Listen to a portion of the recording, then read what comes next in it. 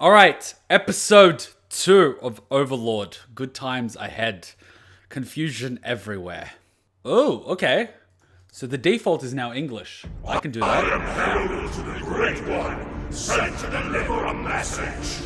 Henceforth, Death's gaze is upon you. Attack on Titan, take notes. Their recap is the last 20 seconds of the episode. Take notes. The Great One has mobilized an army to destroy your pitiful race. Nevertheless, you have graciously been granted time to organize whatever desperate resistance your people can pull together. Wait, is this Ainz organizing the army or someone else? Jesus Christ, Ainz, if you're just committing genocide, that's not cool, bro. And coming from a Slav, that's kind of weird. 8 days from now, destruction shall descend upon this land, and claim your clan as the second offering of death among the lake's tribes. The second? Offer your pathetic resistance, so that the Great One may take delight in your failure, as his minions cut you down. Death comes in 8 days. Do not forget! I love how it's like 7 days from the ring, but it's like, fuck it, 8 days. Is it 8 business days? 8 calendar days? Do public holidays count? We all saw those malevolent clouds. That was likely 4th tier magic. The spell is Control Cloud. 4th tier magic, huh? It takes a truly powerful magic caster to use spells of that magnitude. Even I can only manage as high as 2nd tier. We should evacuate with all due haste. Wait, so one of the clan leaders can only do 2nd tier magic. So when it comes to their society and magic casting, they're not that proficient. But I'm guessing they make decent melee warriors, given that they are alligator people. Are you really suggesting we run away without putting up a fight? That thing said we have 8 days. We still have time. Let's see what the enemy does until then. What do you mean what the enemy does? They're literally coming with an army. Well, between running or fighting, I choose fighting. You're nothing but a lowly traveler, Zaryusu. You're lucky to be sitting here. Shut your mouth or lose your... Anyone with knowledge is welcome to participate in this meeting, understood? It would be unwise not to listen to him. Chief Shasuryu, you shouldn't be giving him special treatment just because he's your brother. Failing It's not special treatment. He's probably the most well-informed person there because he's traveled outside of the little bubble that is this village. to heed the words of the educated is an act of the foolish and prideful. And no... Can someone take that clip and play it to society? I think they would really benefit from listening to that. Anyone with knowledge is welcome to participate in this meeting, understood? It would be unwise not to listen to him. Chief Shasuryu, you shouldn't be giving him special treatment just because he's your brother. Failing to heed the words of the educated is an act of the foolish and prideful. And no warrior would disregard the opinion of he who holds frostpain. Frostpain? Really? So why should we fight? Because it's our only choice. Can we win? Of course we can. No. Not if things stay the same as they are now. What are you talking about? I believe this foe is confident because he is aware of our lack of forces. If that is the case, we need to throw his reckoning off. Now, do you remember our most recent war? Of course we do. There's no way we could forget. This marsh was the home to 7 tribes. There was our tribe, Greenclaw, the skilled hunters of Smallfang, Razortail, whose defenses were legendary, the war-loving Dragon Tusk, the moderate Yellow Speckle, the great fighters of Sharpedge, and Red-Eye with their priestly abilities. Wait a minute, did you fucking see that stuff? Loving Dragon Tusk, the moderate Yellow Speckle, the great fighters of Sharpedge, and Red-Eye with their priestly abilities. That's Kami's staff. Then the food shortage struck. All 7 tribes ended up competing with each other for what little there was. Until finally, it turned into an all-out war, and we made an alliance with Smallfang and Razortail against Yellow Speckle and Sharpedge.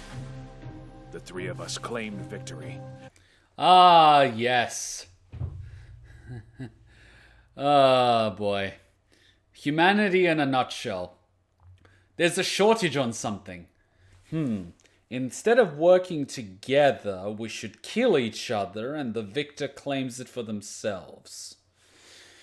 And the two defeated tribes were absorbed into Dragon Tusk, who stayed out of the fighting.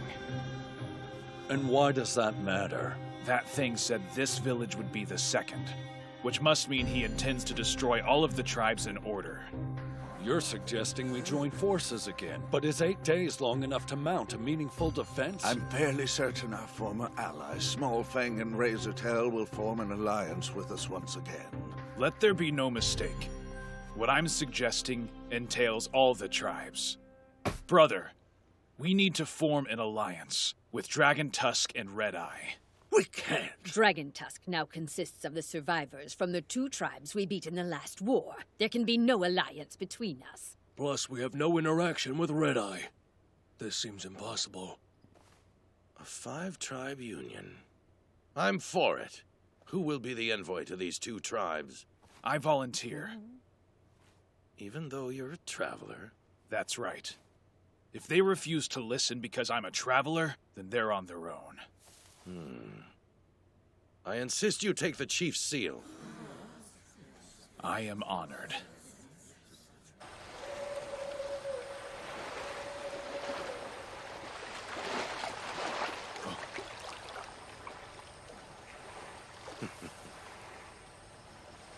Hello, brother.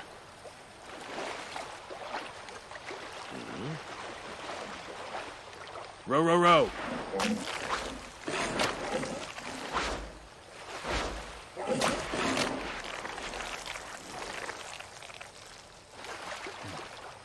I've always believed that you should have become chief instead of me.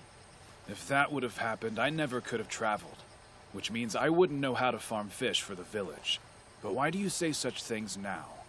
You could have learned those farming practices here as well. The bright young men like yourself should be in charge. Be the ones who shoulder the weight of a village. Brother. Tell me, are tribe alliances really all you're after? What does that mean? What are you implying? It's hard to overlook some of the similarities between now and the past war, such as diminishing tribe skirmishes and our increased population. That's enough. You shouldn't say anything else. Just as I thought. There's no other way. Not if we want to avoid a repeat of the last war.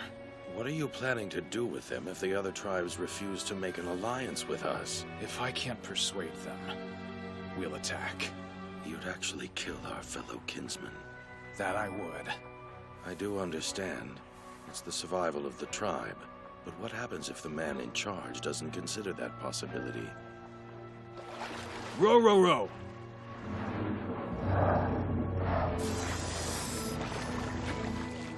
Time to head out. Tell me, brother, what will the count be? 10 from warrior class, 12 hunters, 3 high priests, 70 males, 100 females, and the children, I would say. That is a lot of females. Good to know. If it comes down to it, I should be able to use those numbers as bargaining tools. Oh boy. Oh shit, it's a Hydra!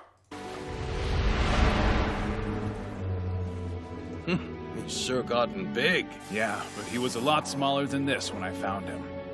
That's hard to believe. The first time you brought him to the village, I thought he was already too big to handle. Do you remember that?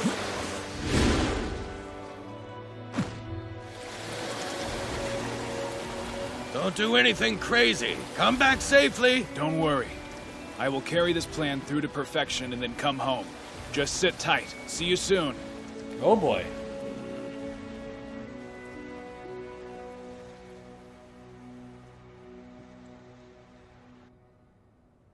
Oh god, it's politicians, isn't it? It has been far too long, Assistant Butler. Oh, hey! It has been a long time, Lord Demiurge.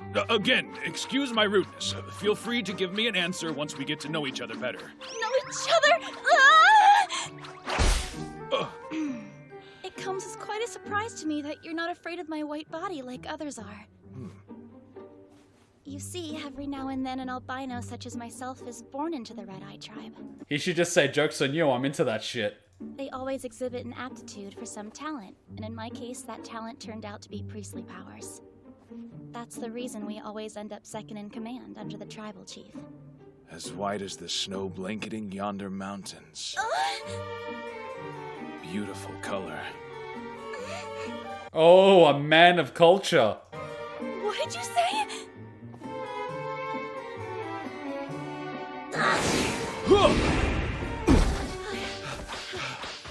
Why would you touch me without asking first?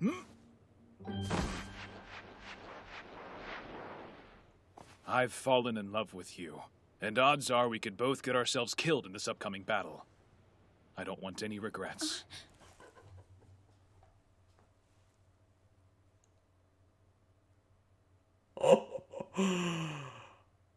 I'm at a loss. The bearer of frost pain is actually prepared to die? Oh, and she even said bear. I like it. Did you see the monster that delivered the message? I did. That horrible creature emitted screams that rattled the mind, neutralizing almost any attack by non-enchanted weapons. Terrifying indeed. Last time I encountered it, I had no choice but to flee.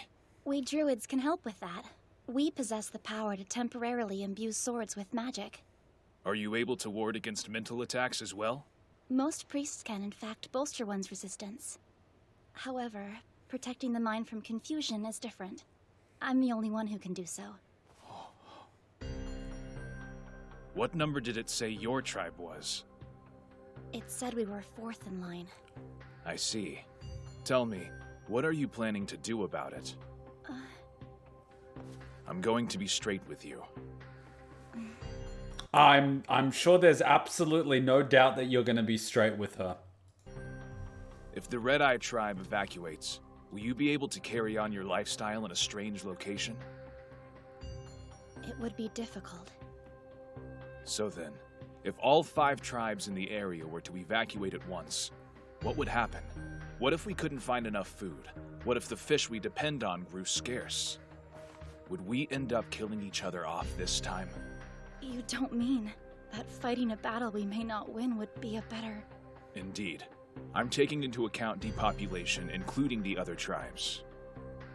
Crushed Lulu. Greenclaw requests an alliance with the Red Eye tribe. Please, think this through. If you were to refuse us, we'd have to challenge your tribe to battle first. To prevent a tribe from running away, and establishing a numerical superiority in a new land, correct? My hope is if we form an alliance, and are then defeated, that once we settle in a new land, the chances of intertribal warfare are decreased. We won't be separate tribes. Instead, we'll be allies who bravely fought alongside each other. That makes sense. I have to know. Red Eye abstained from fighting during the last battle. How did your people manage to not starve? Do I really have to answer that question? Cannibalism? I need to know. Was it priestly power, or by some other means you've kept hidden from us? Cannibalism! They proved to be our salvation. Definitely not. It won't be our salvation. What we engaged in back then was cannibalism. Called it!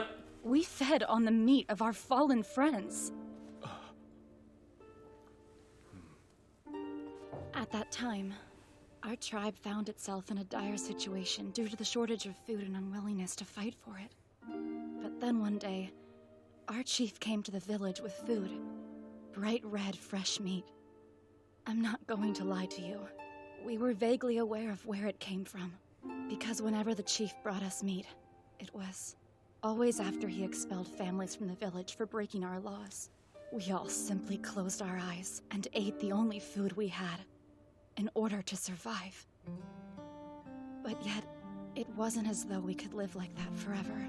So it wasn't from the bodies of people that died in battle, it was literally families that were killed after they were expelled. The pent-up frustration soon came to a head and manifested into the form of mutiny. As the second most powerful leader in the tribe, I became the banner they rallied to, and we rose in revolt against the chief. The fighting divided the village in two, but we managed to secure a victory thanks to our greater numbers. The chief refused to back down, even at the very end. He was on the verge of death after countless wounds. And at the moment he was struck by a fatal blow, he looked into my eyes and smiled.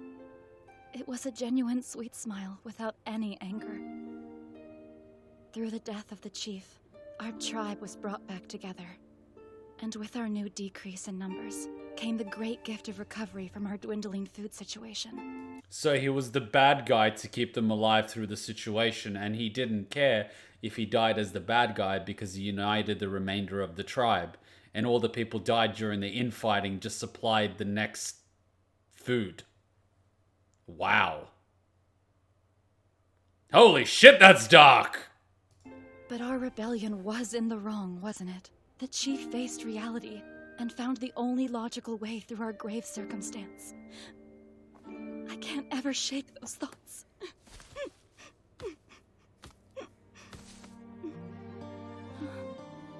We're neither omniscient nor omnipotent. Who knows? I might have done the same thing you did. Crush, you don't need my solace. There are no right answers. We all live with regrets. And now, the only thing left to do is just keep walking. Even as we afflict woe unto our feet, you too must keep walking. At least, that's what I think. I apologize for my disgrace. I see no disgrace in you. What's more, do I look like someone who's foolish enough to judge others when they're doing their best to move on from their past and being tormented by old actions? Your soul is beautiful. You have a way with words. Let me ask again. Which policy will Red Eye adopt this time? We had a tribal meeting and decided to evacuate. Really? Are your feelings the same, Crush Lulu, after talking with me today? It is your decision to make. The previous chief smiled at you during his death. Ah, yes, the power of the boner. Meaning he was leaving the tribe's future in your hands. If true, it is time to fulfill that calling. I have but one question. How many do you plan on letting escape as refugees? Well, 100 of the females and 70 males. 12 hunters, 10 warriors, 3 priests, and the children. And what about the rest? If we fail, they will die. I see how it is. Let me make one thing clear.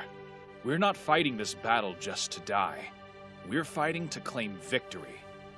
It's also strategic that you have the women and the children on site, because if they've escaped, the males that are fighting might believe that their sacrifice is not in vain, whereas if they're aware that if they fail in the fight, that the women and children will be slaughtered, they will fight harder because they're already on death's ground.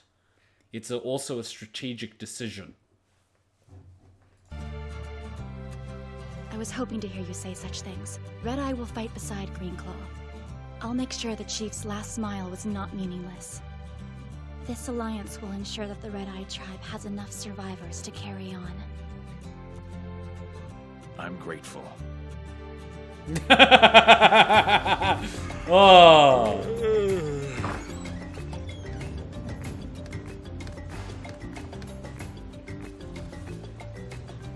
Good morning. Yeah, morning. Looks like you were able to bring the tribe around without any issues. I'm grateful that you stayed up so late last night talking them through it. Our warriors should be equipped and ready to leave within the day. The evacuees will be gone soon too. She looks like a Tangler from Pokemon. Zaryusu, what are you planning to do? I'll be heading over to the Dragon Tusk tribe next. So, question. What's with the getup? Does it look bad on me? Would you like me to say that it looks good? I will. You're so silly. This is how I protect my fair skin from sunlight. Are you planning on coming with me? If I'm not mistaken, the Dragon Tusk have the greatest force of arms within the tribes. Right. But we haven't dealt with them in a while, so things may have changed. Then I think it's best if I accompany you there. It's dangerous. Is there anywhere around here that isn't? Yeah, she's coming along so he doesn't get someone else. Huh. You're right, of course. Sorry. Crush Lulu, I'll gladly accept your help. Thank you. Sounds good to me, Zaryusu. I'll do what I can. These are the teleportation scrolls I was instructed to deliver. I did not expect this from Season 2. That was surprisingly deep, very fucking real, and also very wholesome all at the same time. Wow! We've come a long way from, you know, penis jokes and big titty jokes, haven't we? And the message scrolls as well. Lord Ainz informed me they were constructed from parchment that we obtained through the grand efforts of Lord Demiurge. He said we should report back to him if we have any problems using them correctly. So we have different bug monsters, and I'm gonna assume she's some bug. I see. Understood. So once again, Demiurge has overshadowed me. There's more. We have been directed to stay put and monitor the outcome of the battle with the Lizardmen from this location only. I understand. Your orders are to see this fight through and deliver an absolute victory for the Supreme One. Don't let me down. Wait, you're the ones attacking? Lord Ainz informed me they were constructed from parchment that we obtained through the grand efforts of Lord Demiurge. He said we should report back to him if we have any problems using them correctly. I see. Understood. So once again, Demiurge has overshadowed me. There's more.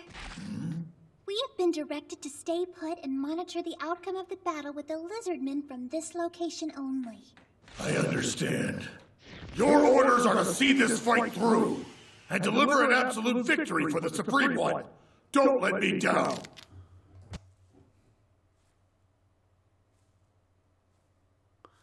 Ainz? The fuck?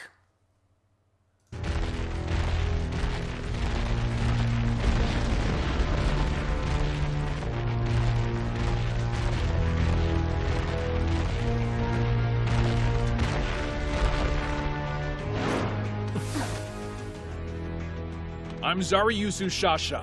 I've come here on behalf of the Greenclaw tribe. I wish to speak with your chief. I am acting chief of the Red Eye tribe, Crush Lulu. I am also here to meet with your chief. Possessor of Frostpain. What a pleasant surprise. Whoa, didn't realize the Red Eye were led by a plant monster. Don't be ridiculous. Oh, please, learn to take a joke, will ya? I am the Dragon Tusk chief you seek, Zimbaru Gugu. What happened to your thingy? What happened to your thingy? And I'm not talking about your penis. Oh, please. What happened there? What, did you join the Yakuza or something? Please learn to take a joke, will ya? I am the Dragon Tusk chief you seek, Zimbaru Gugu. Call me Zimbaru. Feel free to call me Zaryusu. Now let's get... I can already guess why you traveled this far. However, our tribe only trusts those who are strong. Show me that you are. Fair point. Chills. Oh my god. Let's not do that. Damn, that's nice, but the song's also good. It's nice. It's nice. Oh, and it fits so well. It's so dark. It's so goth. Very goth. Whew! I'm not going to talk too much about it because I don't want to overanalyze it. But I'm seeing a lot of things. People with hidden sides of themselves, and wow. It takes me, I think I remembered something Ainz says something about the goal of all life being death or something. So, you know, Ainz is doing... I like how Ainz is like, I best not provoke the other player in the world. And then he's just like, time to conquer villages. Ainz! Why? What are you doing? You know? What are you doing, buddy? Unless this is part of some grand scheme to unite the region and then approach them all at once or some shit. I don't know. Because, you know, Ainz. I'm pretty sure Ainz could probably wipe the entire lizard people in one go. But, like all things, sometimes it's fun to just sit back and watch. Alright, let's take a goal of all life is death was name of the spell. Oh. Shit. Probably to farm items, mobs, and XP. When you really think about it, when we play MMOs, I mean, think about all the genocide we commit. Sometimes I have to wonder, are we the bad guy? Those of you that are familiar with World of Warcraft that play on the Horde, you might have had that crisis of conscience in the last 2 expansions when we held a little barbecue outside a big tree. Yeah, fun times. Oh man. Technically it's not a spell, it's a class skill that causes the next instant death spell to go off after a delay but ignores all resistances and immunities. Which is very handy for a one-shot kill spell, mind you. We kind of are. Epic story though. Epic story. Alright. Quick little break. I think the 3rd song in the playlist is this one. Quick little break and we watch the next episode. Hey, did I hand you a shrinking potion by accident? I could have sworn that was the gender swapping one. Don't be hating. She's fun sized, that's all. She doesn't even have to get on her knees to blow. You want to add anything to that conversation? Nope, I'm good. In fact, I think your new size makes you an even more formidable and stealthy ninja.